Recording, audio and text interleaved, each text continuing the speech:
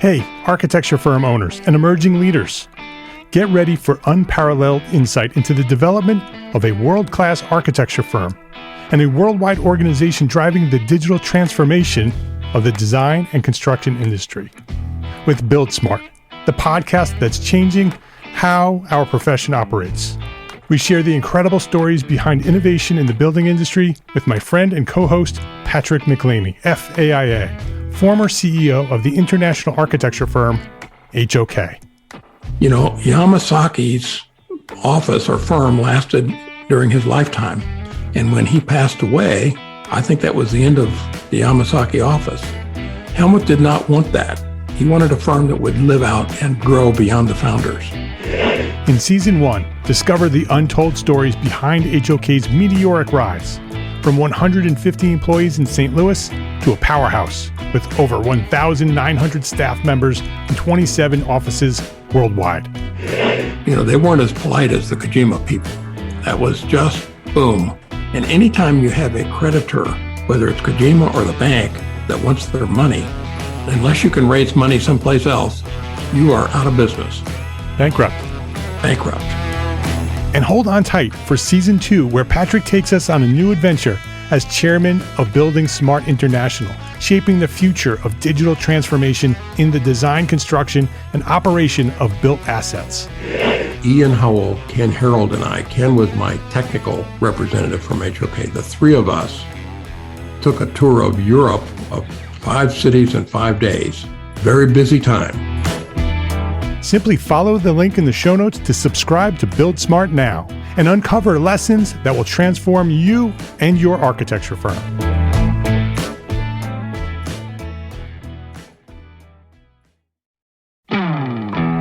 Hey, architecture firm owners and emerging leaders.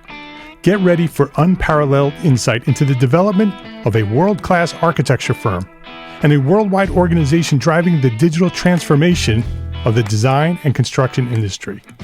With Build Smart, the podcast that's changing how our profession operates. We share the incredible stories behind innovation in the building industry with my friend and co-host, Patrick McLeamy, FAIA, former CEO of the international architecture firm, HOK. You know, Yamasaki's office or firm lasted during his lifetime. And when he passed away, I think that was the end of the Yamasaki office. Helmut did not want that. He wanted a firm that would live out and grow beyond the founders. In Season 1, discover the untold stories behind HOK's meteoric rise, from 150 employees in St. Louis to a powerhouse with over 1,900 staff members and 27 offices worldwide. You know, they weren't as polite as the Kojima people. That was just boom. And anytime you have a creditor, whether it's Kojima or the bank, that wants their money, unless you can raise money someplace else, you are out of business. Bankrupt. And hold on tight for Season 2, where Patrick takes us on a new adventure as chairman of Building Smart International, shaping the future of digital transformation in the design, construction, and operation of built assets. Ian Howell, Ken Harold, and I, Ken was my technical representative from HOK. The three of us took a tour of Europe of 5 cities in 5 days. Very busy time. Simply follow the link in the show notes to subscribe to Build Smart now and uncover lessons that will transform you and your architecture firm.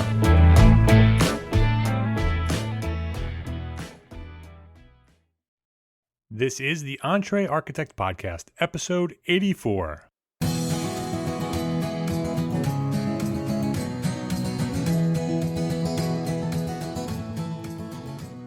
Welcome back to the EntreArchitect Podcast. My name is Mark R. LePage, and this is the podcast dedicated to a successful life as a small firm architect. Whether you have plans to someday start your own firm, whether you're in the process of launching a startup, or you might be an experienced small firm architect just trying to make a difference, this podcast is for you.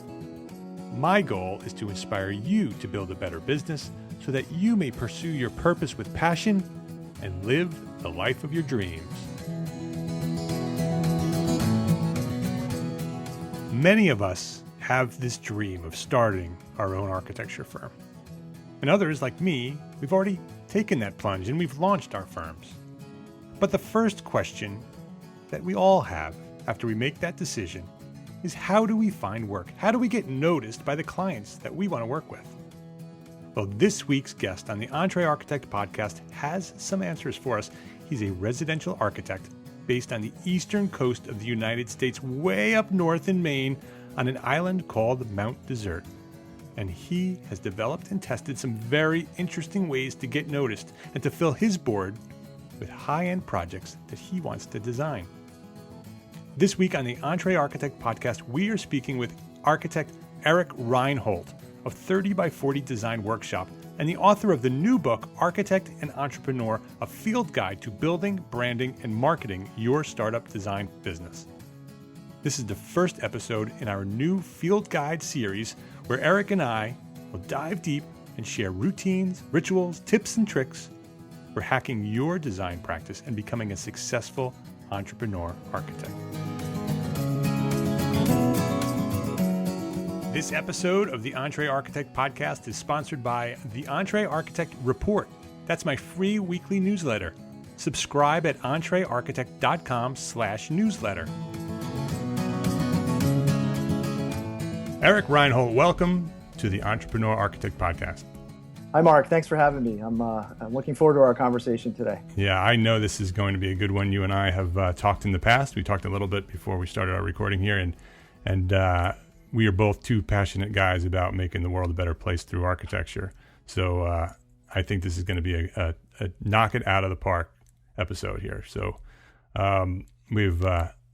let me introduce you a little bit first to the people who don't know who you are. You're an architect. You're the founder of 30 by 40 Design Workshop. That's located up in Maine at Mount Desert. And you are the author of two books. One is called The Unofficial Guide to Houzz.com, which is an excellent book. It's basically all you need to know about Houzz.com and how to get noticed on that platform. And your new book, Architect, is it Architect and Entrepreneur, or that's correct? Yes. Yeah, that's correct. It's Architect and Entrepreneur. It's a field guide for building, branding, and marketing your startup design business. And links to both of those books are on your website, and your website is a beautiful site. It's 30by40.com, spelled out, 30by40.com. This site itself is a great model for any small firm to look at what you're doing. That alone is worth this episode. If you go to 30by40.com and see what Eric is doing there, he has a great portfolio of beautiful architecture. He has a great blog that's very video focused. He has videos that he's developed, beautifully produced videos about architecture and the specifics about design and architecture, and the blog is sort of focused on that. And he even has a lead capture tool on the site that while you're looking at it and seeing it, and he has a checklist that you can download, and so he's getting people who come to his site who are interested in what he's doing. He's getting their information and giving them some valuable information in the process, which allows him to sort of talk to those people later on and continue the relationship. So a great model, Eric. What you've done at the website is really great. And through our conversations over the past year or so, maybe even more than that now, I think you're an all-around great guy trying to make a difference in the world through architecture and by sharing the knowledge, that you've gathered through what you do and sharing it with other architects, which is very near and dear to my heart. So I thank you for doing that. Oh yeah, you're quite welcome. Thanks for that. Thank you for saying that, and that certainly is the goal. Good, and I think this podcast episode will add to that, because I think that we're gonna drop some bombs here. In a good way. So before we do that, let's do what I do every time. Let's start with your origin story. Let's talk a little bit about you before we get into the nitty gritty here. Talk about when you discovered architecture and sort of talk about what inspired you to become an architect and your journey to where you are today. Sure. Yeah. Well, I think my relationship with architecture maybe is somewhat atypical. as a child, I was always enamored with model building and scale drawings. And so, in grade school, I would go to the local bookstore and I would buy these sort of floor plan books. And this was the 70s, so it was all these sort of solar homes and pretty gnarly floor plans. I would just take them and redesign them. And so I was really in love with technical drawing, model making, and architecture seemed like a natural fit. But honestly, as a 17-year-old, I think I was pretty unprepared to make any kind of career decision. So being an architect was a romanticized interest of mine when I applied to schools. But it really wasn't until I got into the coursework in architecture school that I really realized just how much depth there was to the field, the sort of theory and history and design concepts. I mean, it was a new world, and thankfully, I mean, it was something that I sort of fell in love with. And so, I went to Roger Williams University, also your alma mater, and Go Roger Williams. I graduated in '96, and as an intern, I began working on some really large scale commercial, institutional, and educational projects, sort of throughout the Northeast. And it was great practical experience, but honestly, it was very removed from the sort of house plans, the drawing that I sort of fell in love with as a child. And so it's sort of when I finished up my internship and sat for my licensing exams, I became a licensed architect. Sort of at the same time, my wife had received her PhD, and she was looking around for a job, and she ended up finding a job here. There's a world-renowned genetics institute on Mount Desert Island, and she got a job there. And what was great about that for me was the island was sort of developed and settled by the Rockefellers. They actually ended up donating a lot of the land for Acadia National Park, and it became the perfect opportunity for me to practice kind of high-end residential work. So there's a big summer community here, and there's an influx of people buying second and third homes. And so I sort of partnered up with a local design-focused firm, and I worked for them for about 12 years. And sort of as the recession took hold in 2008, 2009, we had a slow couple of years, and we finally got to this point where rather than thin the ranks, the partners sort of asked everyone to take a 20% pay cut. And so that pay cut, we were given the option to continue working a full 5 days, a full week. We just wouldn't be paid for the fifth day, or we could seek other work on the fifth day. And for me, that was Fridays. And so I sort of took that as an opportunity to start laying the foundations for 30 by 40, which is my business today. And so on my daily commute, I would listen to podcasts. Of course, I would listen to, the EntreArchitect Podcast, Pat Flynn's Smart Passive Income. I'd listen to Tropical MBA, This Week in Startups, Internet Business Mastery, all these things. And at that time, I read The 4-Hour Workweek by Tim Ferriss, which totally changed my life. It really gave me a new perspective, and I started building this just love for business, and you and I share that together. And I was kind of surprised. I mean, none of this was in my design schooling. Like, business was just totally missing. And so it was, architects like to learn. And so I loved just the depth of learning that was, there. And so, I started thinking a little bit differently about how I could build a design practice in today's economy, and, eventually transition to, fully operating 30 by 40 on my own in June of 2013. So I'm just past the 2-year mark. And I think it, kind of brings up this idea that, working, we buy into this myth that working for somebody else really offers job security. And that's what I thought for a long time, being an employee. I get a paycheck every 2 weeks, but really, the change in my personal work situation really just highlighted the fact that really, if I wanted job security, I had to create it for myself. And honestly, I'm still kind of figuring out what that looks like. And it's a little bit different each day, but I'm trying lots of different things. Yeah, that's a great story. And Mount Desert Island, Desert. I mixed those up, but it's Mount Desert. Desert. Yep. And so it's an island, and it's pretty remote. I mean, it is a relatively high-end community, but it's a limited market for what you do. Mm-hmm. A question that I very often hear from the EntreArchitect community is they're in remote locations, and they're trying to start a business, and they're struggling to do that. They're struggling to find that first client, or even once they're established a little bit and they do have a couple of clients, how do they find the work that they really want to do? Because maybe there's work, but it's not really the work that they want to do. Right. You've built a pretty successful firm on Mount Desert Island. And so how did you do that? How did you go from zero to where you are now in 2 years? Well, it's a lot of hard-won lessons, honestly.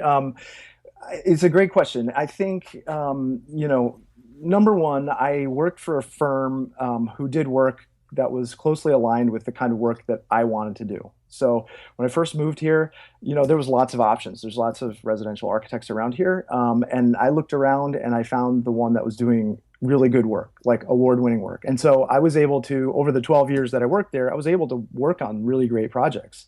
And excuse me. So I built up a portfolio of work. So that's number one.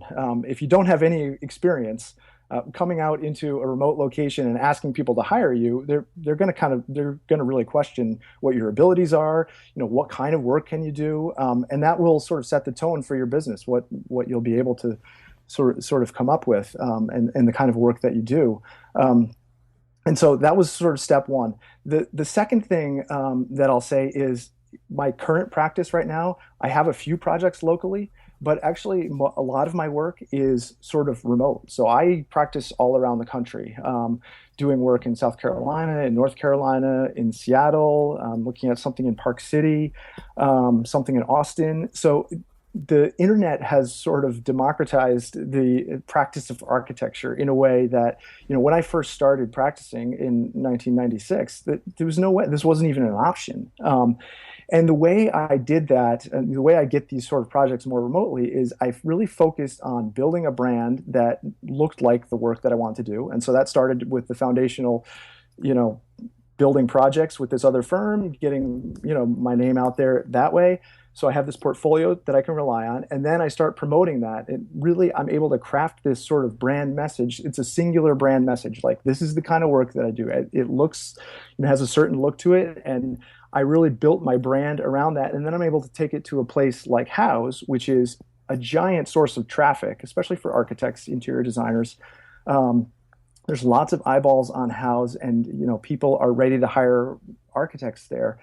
So I'm able to take my brand on House, and people are willing to, hire me based on the reviews that I have on my House profile, based on the portfolio of work that's there, and the way I've built up my sort of presence, my brand presence on House. It's no different. I'm experimenting with things on Amazon and other sort of traffic channels. If you find a place where, there's lots of traffic, there's lots of clients waiting, and you put a singular brand message out there, you'll find out pretty quickly who's willing to buy and what they're willing to pay for that. And that's kind of how I've built that. Even locally, it's hard when you're working with $1 million plus budgets. People don't want to take, a lot of times don't want to take a risk on a new practitioner.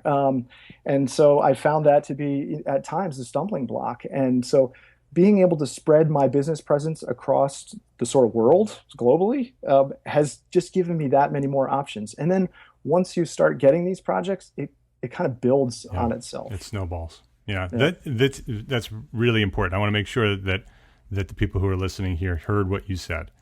The first step you did was to align yourself with another firm and get a job with a firm that's doing the type of work that you want to build your brand around.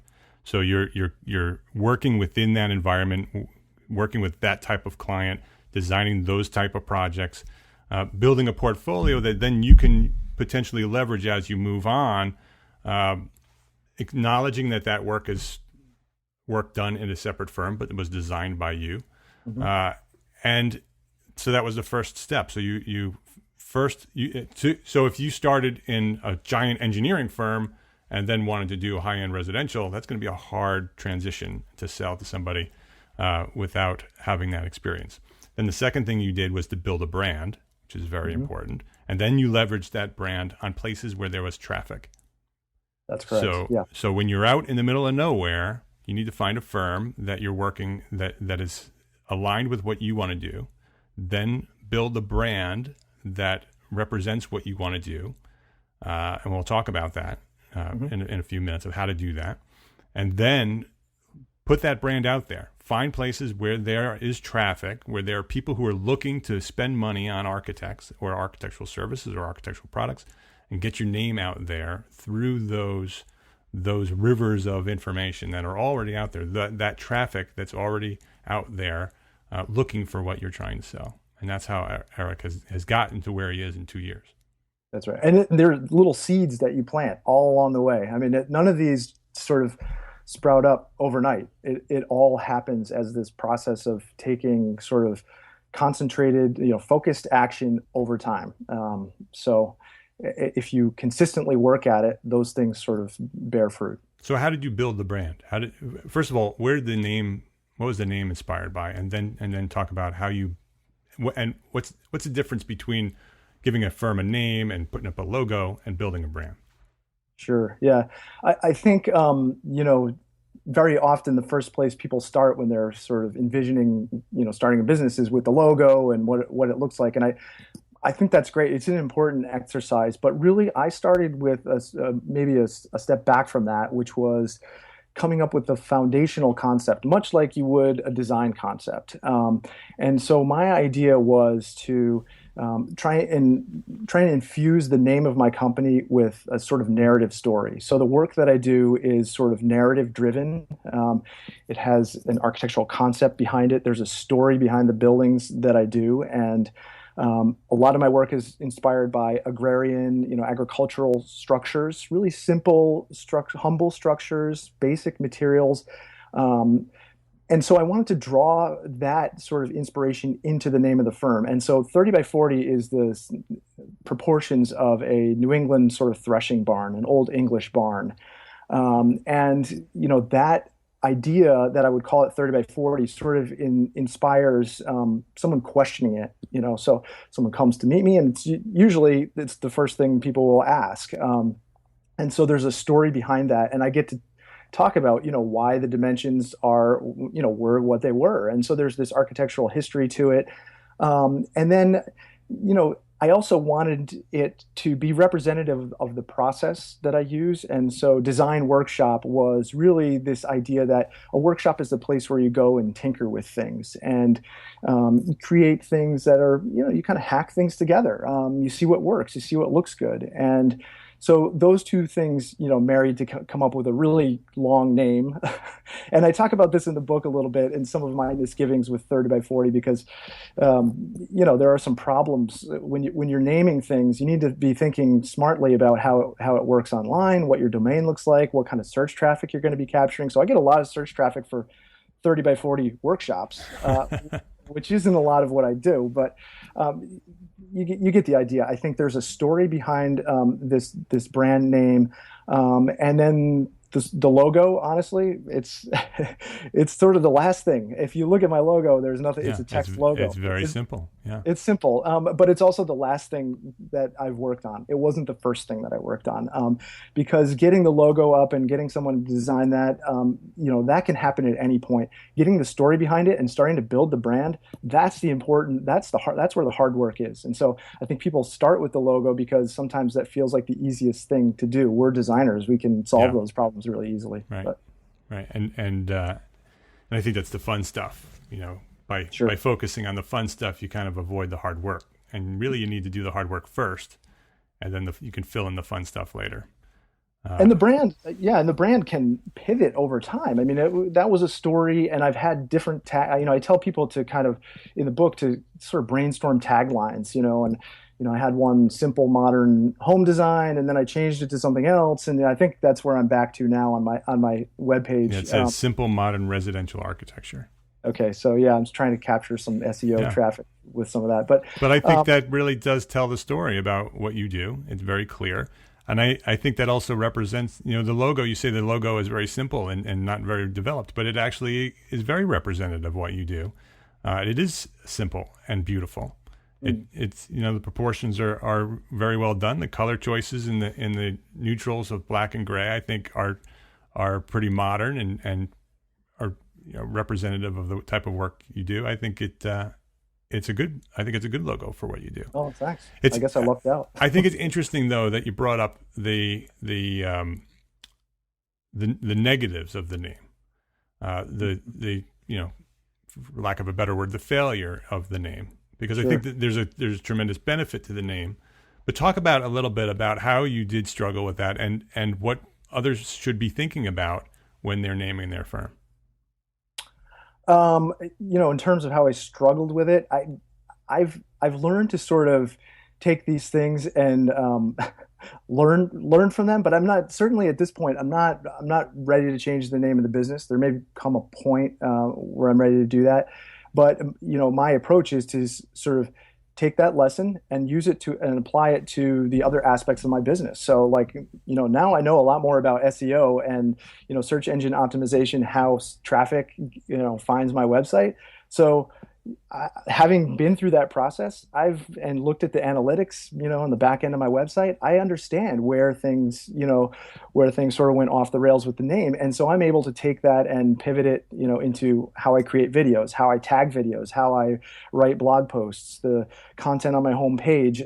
So all of those things, everything with my business is kind of an experiment. And then, I learn from it, and then I pivot and I try it again. I see how that experiment works. And so,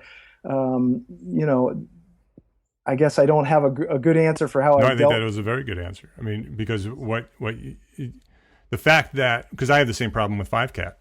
Mm-hmm. 5Cat has nothing to do with architecture, but has a lot to do with our story and who we are and where we've come from. And it provokes that conversation that said, why did you name it that? And then here's why. And so I think there's a benefit to having a name that has a story behind it.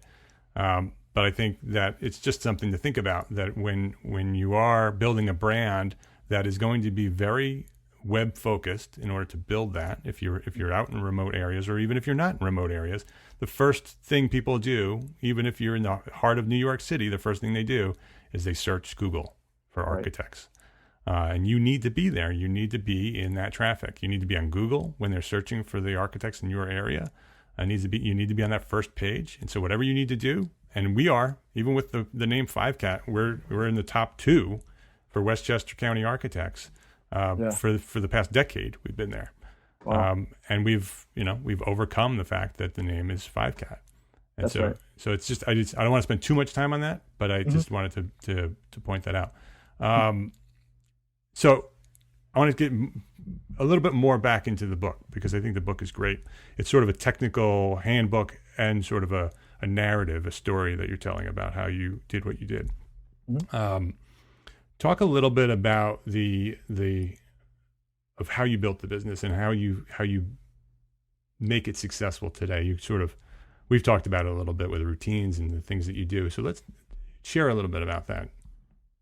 Okay. I think there's kind of the reason why I wrote the book was because, I felt like the resources, at the time that I was building this business were kind of lacking. I really, felt like there was nothing contemporary. There was nobody sitting down and looking at this objectively, like what the internet meant to people practicing architecture. And especially as we talked, I'm a remote firm, and so it's harder to find clients, and I need to rely on the internet. And so, writing the book really, it became. It kind of arose out of this standard methodology that I've adopted since opening my business, where I try to sort of wring out value of everything that I create. So when I research something, whether it's business or software training or design or a client problem, I take all that research and I kind of repackage it, and I use it to kind of cross promote my business through all these different platforms. And so when I was just getting started building my business, I sort of bought into this just-in-time learning concept where, like, I needed to know something about how to structure my business. I was going to go and research it. I was going to research it at that moment.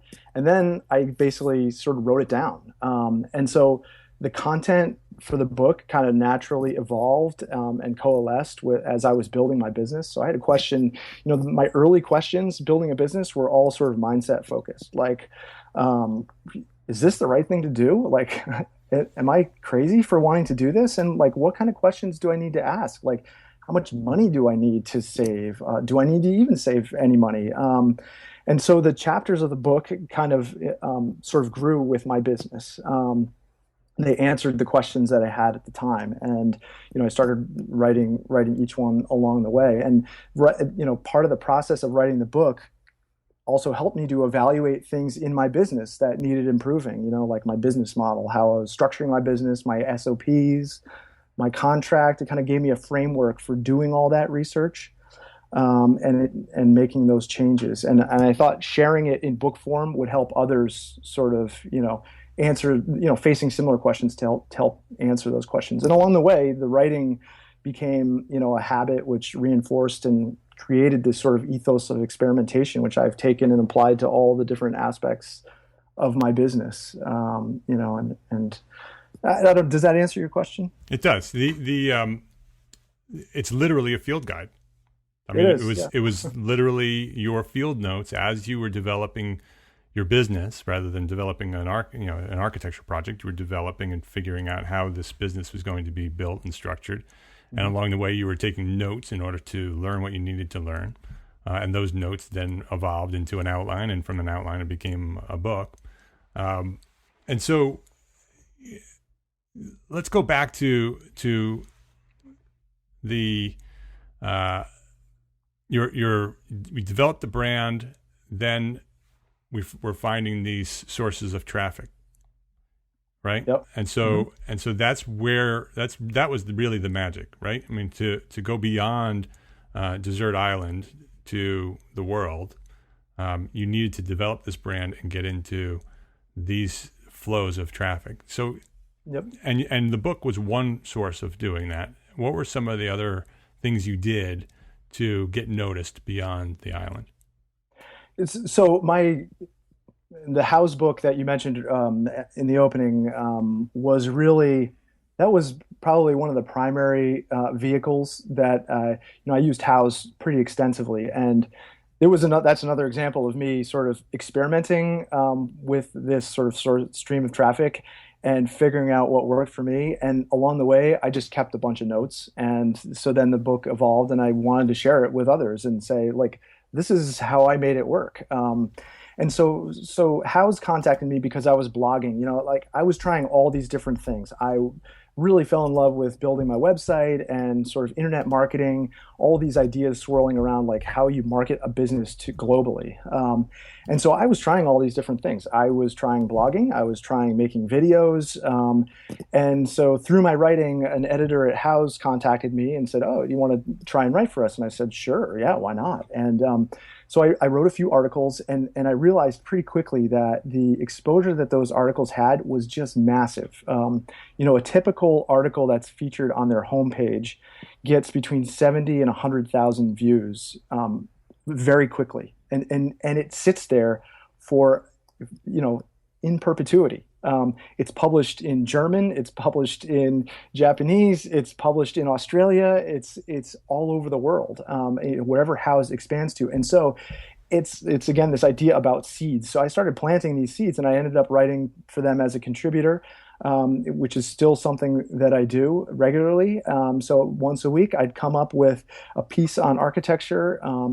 And I really used that to highlight the kind of work that I wanted to do. And so I was finding, initially I was publishing these stories, and people were like, well, why don't you publish the same story, but do it with a traditional focus? And, that just told me that I was doing the right thing, because I realized, like, okay, this is pointed at a very specific group of people. And what started happening was people would start getting in touch with me. I would publish an article, and I'd get a few phone calls, and people say, "Oh, I read your article. I'm really interested in the work that you're doing," because all of the images that I used in the article were correlated with the kind of work that I do. And so I used House pretty effectively, and it continues to really pay off for me very, very handily to market my firm.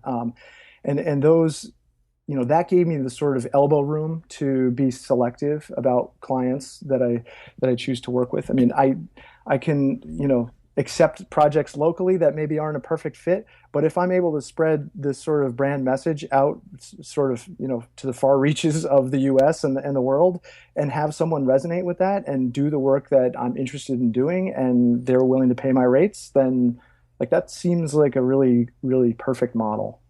Yeah.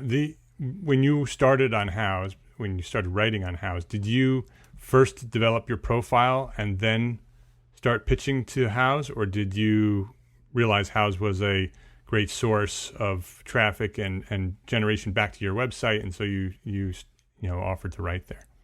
Yeah, I wish I could say I knew more about it, but at the time, like I said, I was kind of trying everything. The blogging on your own website, and I mean, you know this from having built your own audience. It takes a while. It's a grind. It takes a while for anyone to notice anything that you're doing. So, my thinking was, well, I know there's a lot of people on Houzz. I didn't actually know how many people were there, but I might as well go there. That's a captive audience. They're going to edit my pieces. They're going to promote my pieces. They send it to their email list, which I don't know is in how many millions now. There's something like 16 million monthly unique visitors to their website. I mean, that's just huge.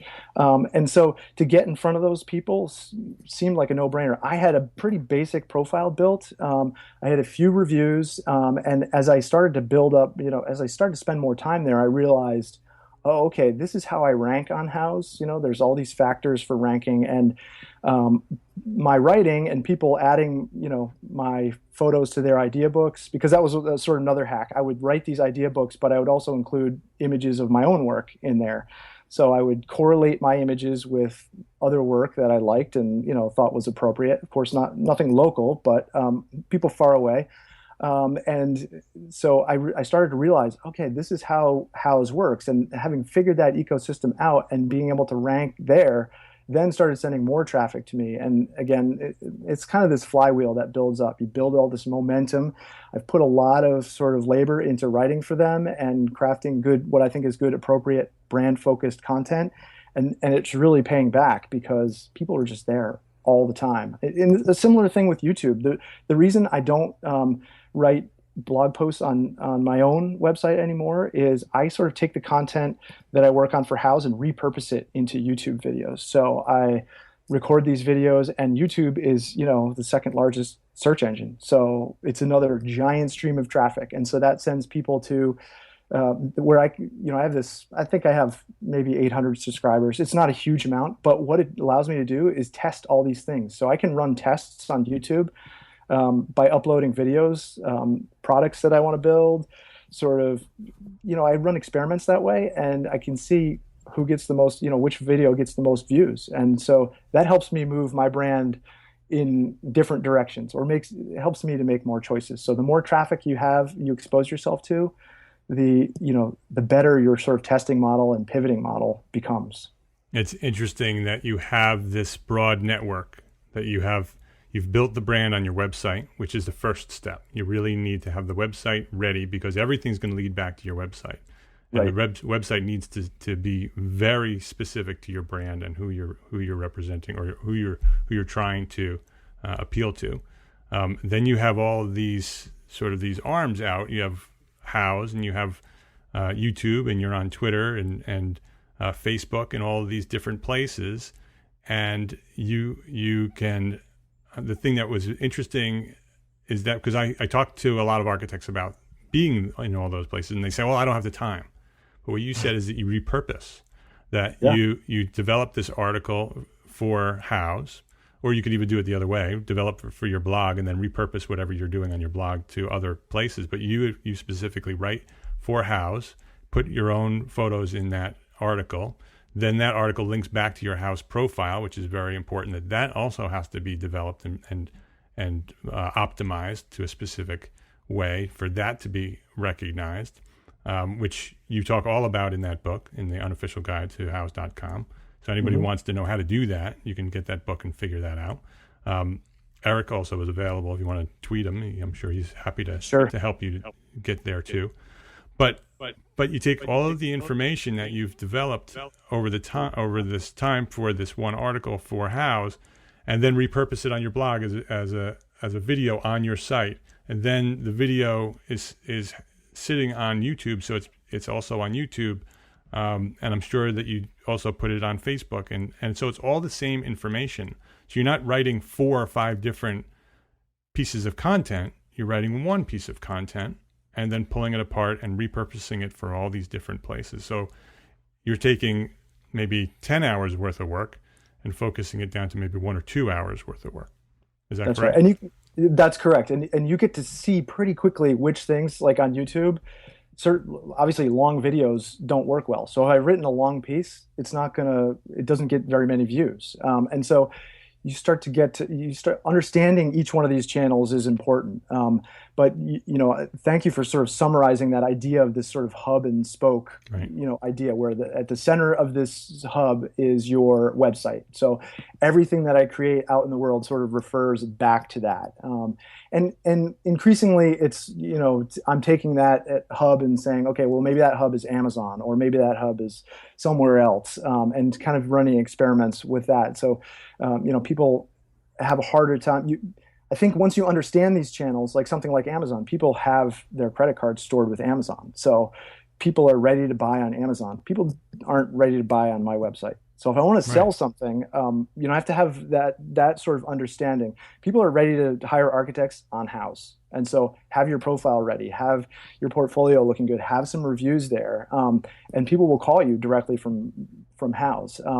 But something like my website, selling plan sets, it's been a harder thing to do because, am I going to give this guy my credit card? What am I going to get? Whereas when it's on Amazon, it's totally legit. Everyone just implicitly trusts that this is a good thing. Plus they can see the reviews. And so I would say, yes, there's repurposing of content, but there is also some sort of nuance to, understanding the channel that you're using.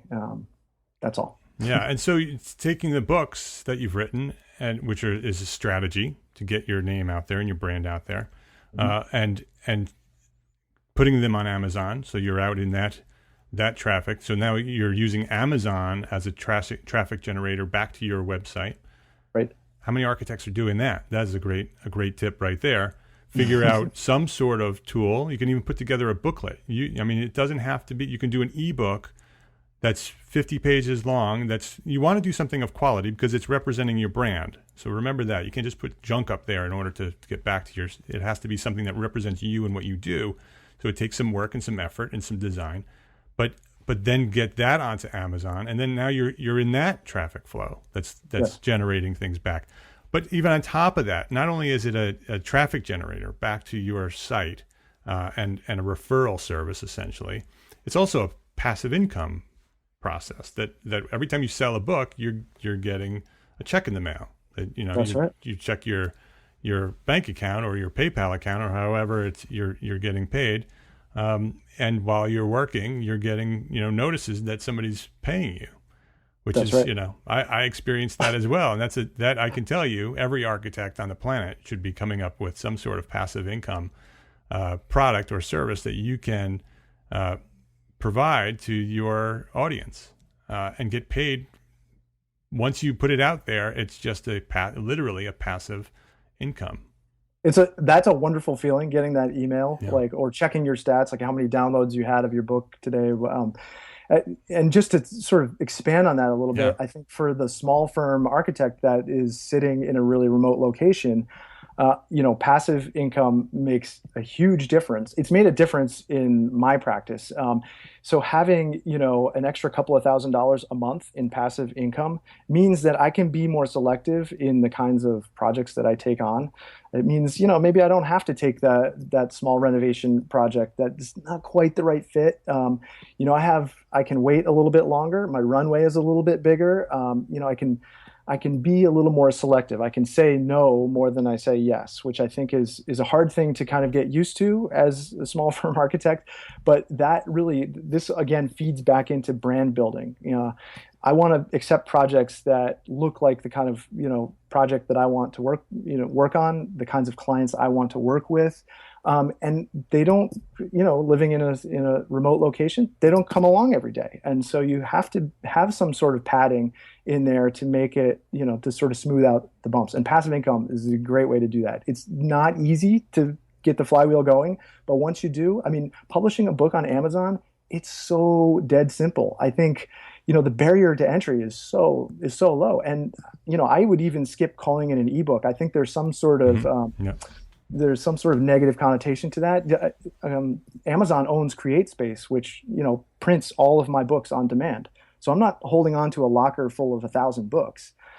Whenever someone orders it, they print it and send it, Amazon Prime. They'll print it overnight and send it overnight. So it's a really wonderful service that you can leverage like today if you wanted to.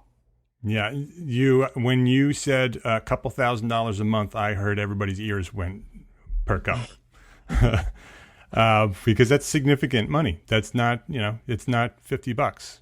It is. That's a significant revenue coming in passively.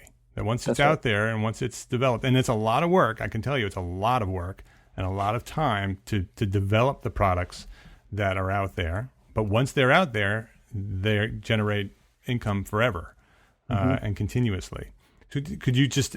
I think that's a subject all in itself. So if you're interested, I'd love to have you come back and talk specifically about passive income for architects, because I think that is a subject that everybody wants to hear about, and I think it's a bigger subject than we have time for now. But absolutely. Can you talk a little bit about what you're doing now to generate that kind of money? Well, I sell plan sets on my site, and again, that's an thing that I'm always experimenting with. Is the price point $2,500 for a plan set? Is it $250? And so I'm running experiments there. I'm price pulsing those things. So I sell more at the lower price point. I have to sell more at the lower price point to recoup the same amount of money that I would selling them at a higher price point. But the higher price point means a lot more hand holding. So, I'm sort of playing with that. Obviously, my income from Amazon and, publishing things that way is a good part of the passive income component. And it's one of those things that I've realized, there's a huge buying public out there. And so that's been a good lesson in experimentation for me. And then I make it through affiliate commissions, that products that I represent or promote through my own social media channels, through the book, through my website, and advertising. So advertising on YouTube is becoming a good source of income for me too. So it's kind of this, like everything else, I've cast all these seeds out and I'm watching to see which ones are growing, and I'm ready to put more sort of office resources into the ones that are. And, personally, writing for me has been really rewarding, and I see a lot of opportunity for that in the marketplace. I think there's a lot of stuff that's missing.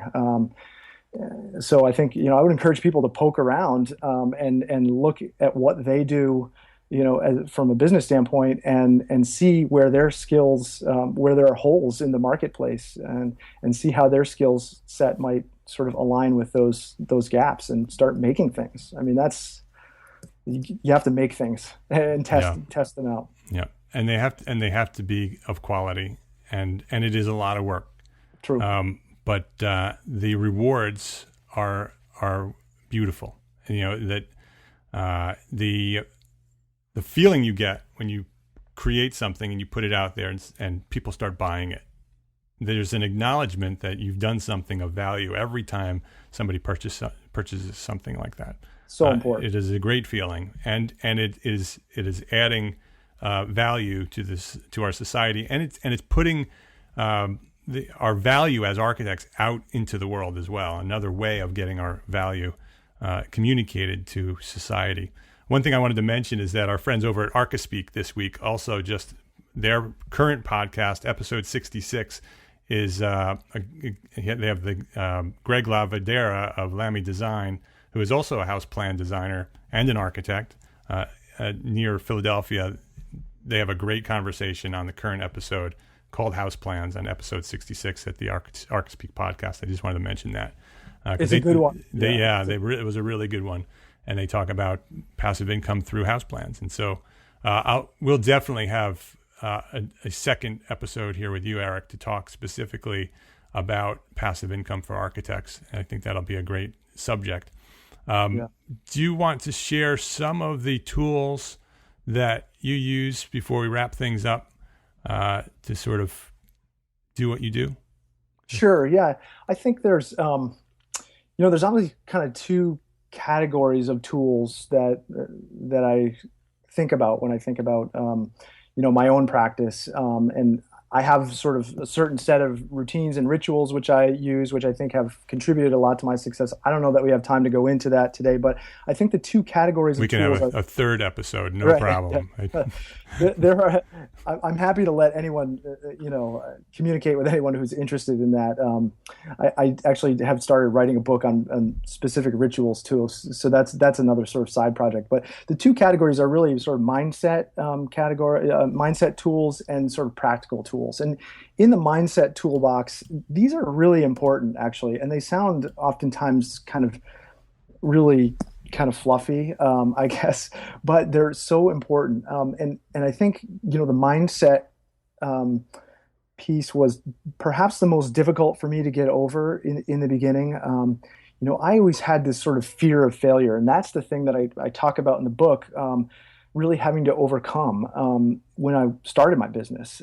I had this sort of idea of opening a business cooking in my head for a long, long time before I actually did anything about it. And I think a lot of that was because of the fear of failure. And so I think it helps to imagine the sort of worst possible outcome as a way of sort of feeling the fear, but then controlling how you react to it. And, the worst possible outcome, of starting this business and getting rolling on this entrepreneurial journey, the one that I came to was, that I would just have to get another job.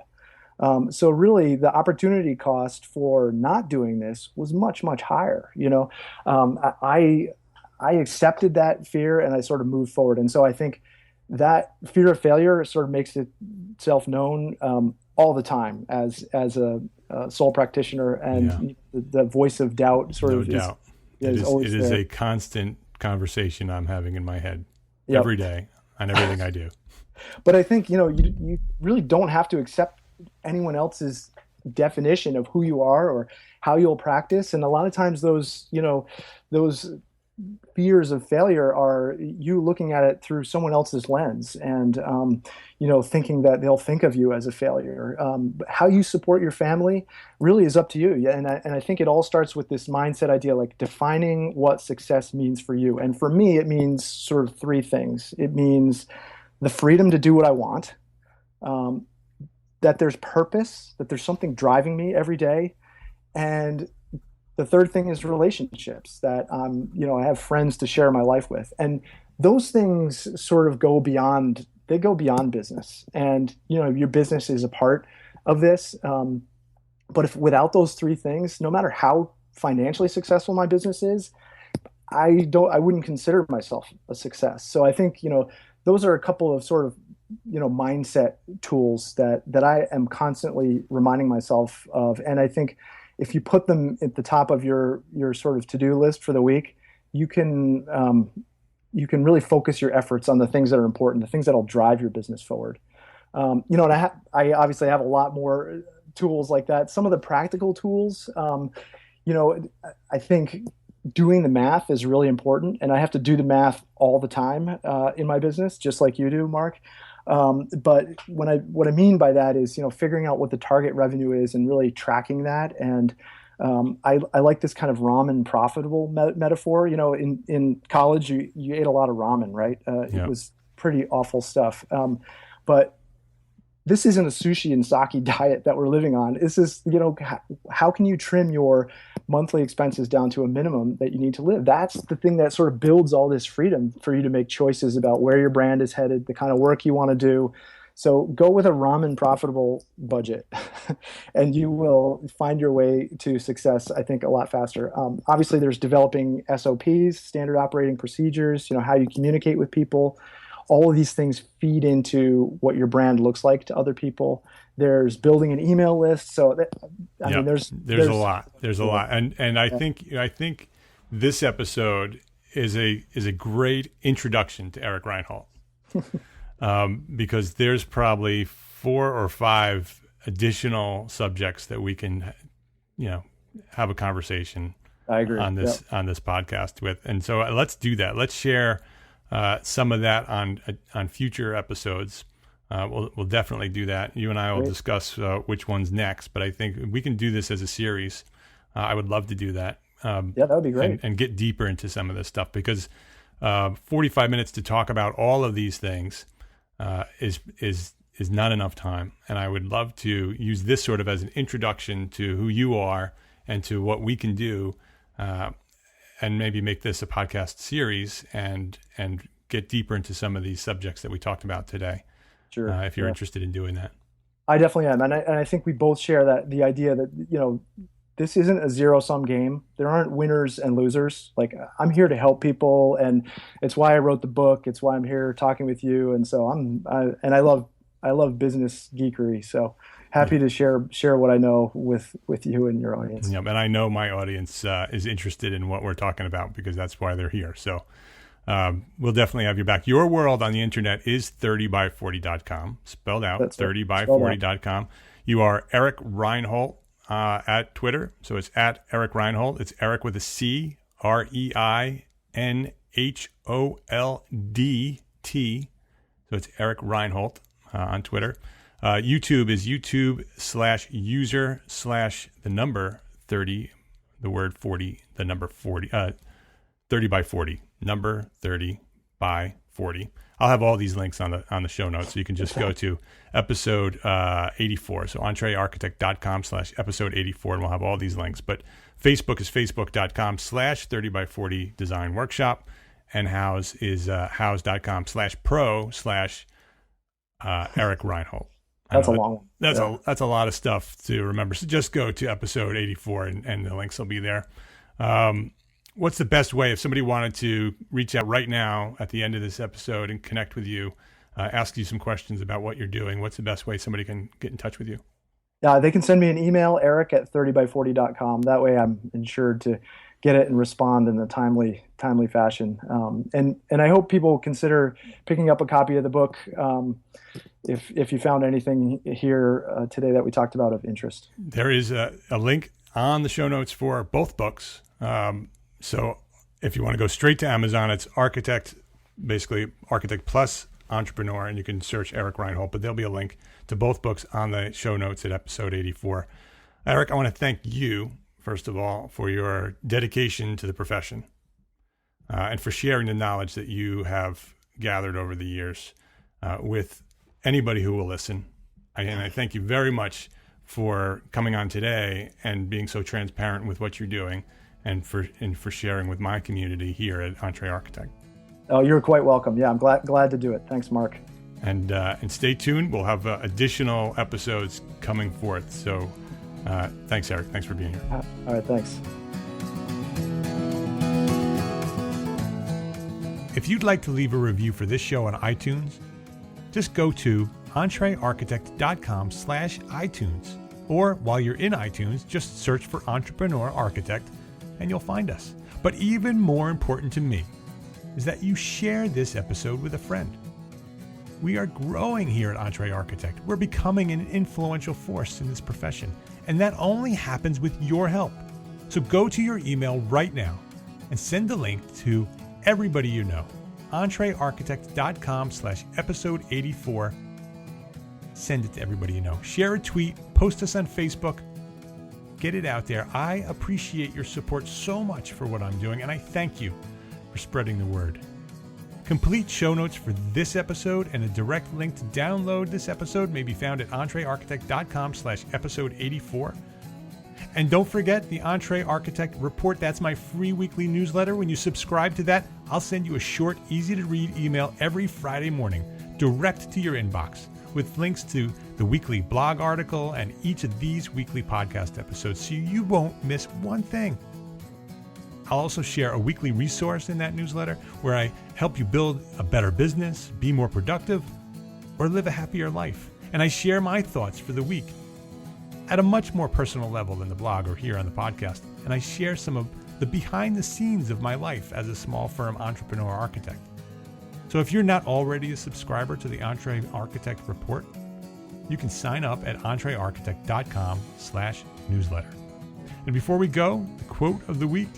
This is a quote from our guest today, Eric Reinhold, right from his book, Architect and Entrepreneur. And that can be found, you can buy that book right from his website at 30by40.com, or you can just search for it at Amazon.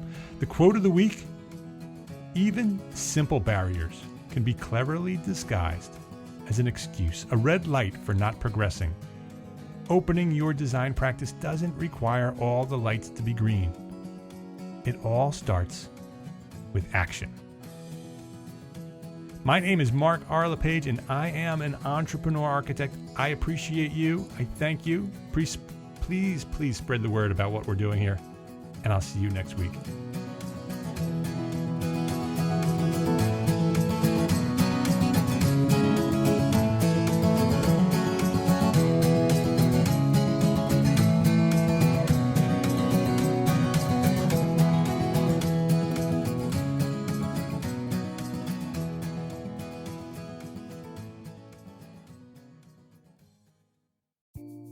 Imagine earning continuing education credits while doing exactly what you're doing right now. Well, you can. Gable Media has revolutionized the way you earn your continuing education credits with a groundbreaking approach. Forget running around town and scouring the internet for credit-worthy courses.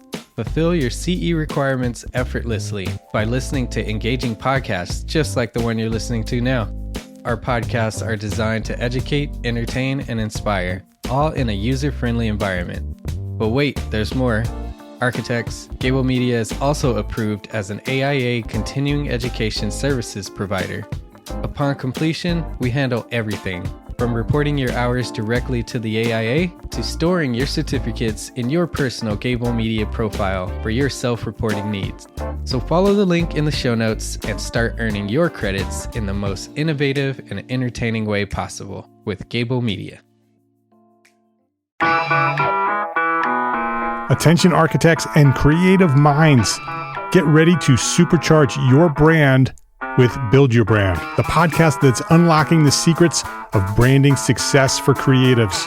Hey there, it's Mark R. LePage, founder of EntreArchitect, and I'm inviting you to join my friend, architect marketing expert Jeff Eccles at Build Your Brand podcast, where he explores the captivating stories of the world's top brands and transforms their lessons into powerful moves for small firm architects and creatives like you. In Season 1, Jeff shares the thrilling tale of Southwest Airlines, where he dissects their journey to the summit and distills it into strategies tailor-made for you.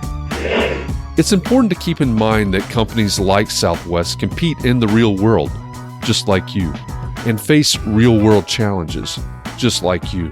You might be surprised at how similar those challenges are to the struggles that you grapple with on a day-to-day basis.